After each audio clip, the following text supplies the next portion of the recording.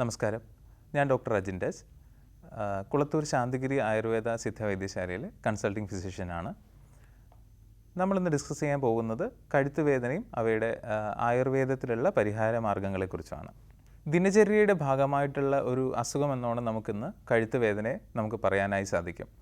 അത് കാര്യം എന്താണെന്ന് വെച്ചാൽ, നമ്മളിപ്പോൾ ഒരുപാട് നേരം കമ്പ്യൂട്ടറിൻ്റെ മുന്നിലായിട്ട് ഇരുന്ന് ജോലി ചെയ്യുന്ന ആൾക്കാരാണെങ്കിലും, അല്ലെങ്കിൽ ഒരുപാട് വെയിറ്റ് എടുക്കുന്ന ആൾക്കാരാണെങ്കിലും, എസ്പെഷ്യലി ടീച്ചേഴ്സൊക്കെ ഉണ്ടല്ലോ, ടീച്ചേഴ്സൊക്കെ ഈ ബ്ലാക്ക് ബോർഡിൽ എഴുതുന്ന ആൾക്കാർ, പിന്നെ ഇടത് കയ്യിൽ എന്തെങ്കിലും വെയിറ്റ് എടുത്ത് അല്ലെങ്കിൽ ഒരു ടെക്സ്റ്റ് ബുക്കെങ്കിലും ക്യാരി ചെയ്തുകൊണ്ടിട്ട് വലത് കൈ കൊണ്ട് നമ്മളിപ്പോൾ എഴുതുന്ന ആൾക്കാരൊക്കെ ആണെങ്കിലും, അങ്ങനെ വരുന്ന ആൾക്കാർക്കൊക്കെ പിന്നെ കഴുത്തുവേദന പ്രശ്നങ്ങളൊക്കെ ഉണ്ടാകാൻ സാധ്യത വളരെ കൂടുതലാണ്. പിന്നെ അതുപോലെ ലോങ് ഡ്രൈവ് ചെയ്യുന്ന ആൾക്കാർ, ഡ്രൈവേഴ്സ്, എസ്പെഷ്യലി ഡ്രൈവേഴ്സ്, അങ്ങനെയുള്ള ആൾക്കാർക്കൊക്കെ കഴുത്തുവേദന ഉണ്ടാവാൻ സാധ്യതയുണ്ട്. പിന്നെ അതുപോലെ ഒരു ഈവനിങ് ഒരു 5 മണിക്ക് ശേഷം തല കുളിക്കുന്ന ആൾക്കാർക്കൊക്കെ തലനീരിറക്കം വന്നിട്ട് കഴുത്തുവേദന അല്ലെങ്കിൽ തോള് വേദന പ്രശ്നങ്ങളൊക്കെ ഉണ്ടാകാൻ സാധ്യത വളരെ കൂടുതലാണ്.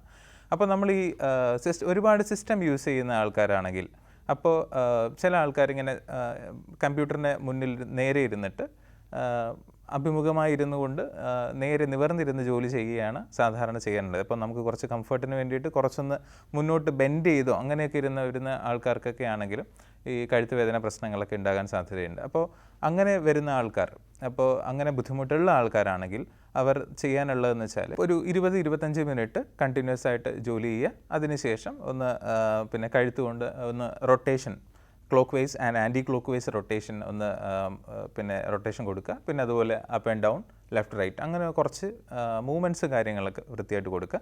അതിനുശേഷം വീണ്ടും നിങ്ങളെ വർക്ക് കണ്ടിന്യൂ ചെയ്യുക. അങ്ങനെ അത്തരത്തിലുള്ള കാര്യങ്ങൾ ചെയ്യുന്നത് വഴി നമുക്ക് കഴുത്തുവേദന ഒരു പരിധിവരെ നല്ല രീതിയിൽ നമുക്ക് കുറയ്ക്കാനായി സാധിക്കും. പിന്നെ അതുകൂടാതെ തന്നെ ധാരാളം ഈ ഹെവി വെയിറ്റുള്ള ഹെൽമെറ്റ് ധരിക്കുന്ന ആൾക്കാർ, അങ്ങനെയുള്ള ആൾക്കാർക്കൊക്കെ പെട്ടെന്ന് തന്നെ കഴുത്തുവേദന ഉണ്ടാകാൻ സാധ്യത വളരെ വളരെ കൂടുതലാണ്. പിന്നെ അതുപോലെ ഈ രാത്രി കുളിക്കുന്ന ആൾക്കാരുണ്ടല്ലോ, ഈ രാത്രി കുളിക്കുന്ന ആൾക്കാർക്ക്, അതായത് ഈ 5 മണിക്ക് ശേഷം തല കുളിക്കുന്ന ആൾക്കാർ, അങ്ങനെയുള്ള ആൾക്കാർക്കൊക്കെ നമ്മുടെ ഈ കഴുത്തിൻ്റെ 2 വശങ്ങളിലേക്കും ചിലപ്പോൾ ഇങ്ങനെ തലനീര് ഇറങ്ങി വന്ന് അവിടെ കെട്ടി നിന്നിട്ട് പ്രോപ്പറായിട്ട് സർക്കുലേഷൻ കിട്ടാണ്ട് 2 കൈയിലേക്കും പെയിൻ റേഡിയേറ്റ് ചെയ്ത് പോകുന്ന തരത്തിലുള്ള പ്രശ്നങ്ങൾ ഉണ്ടാകാൻ സാധ്യതയുണ്ട്.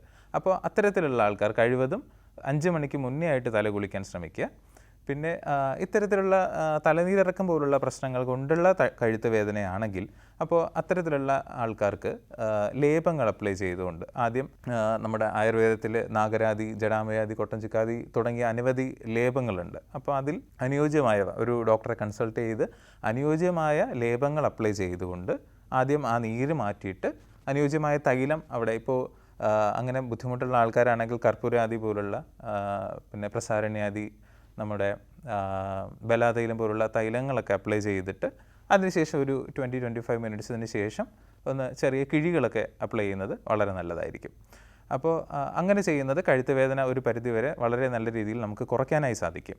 ഇനി നമ്മൾ ചികിത്സയിലോട്ട് വരുവാണെങ്കിൽ കഴുത്തുവേദനയ്ക്ക് നമുക്ക് വളരെ ഫലവത്തായ ചികിത്സകൾ ആയുർവേദത്തിലുണ്ട്. അതിൽ പ്രധാനമാണ് നമ്മുടെ അഭ്യംഗം.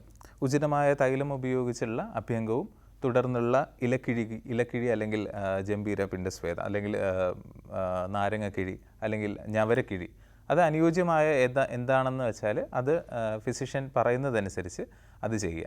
അതുകൂടാതെ തന്നെ ഈ ഗ്രീവാവസ്തി പോലുള്ള വസ്തികൾ, അത് വളരെയധികം ഫലം ഉണ്ടാക്കുന്ന തരത്തിലുള്ള ചികിത്സകളാണ്.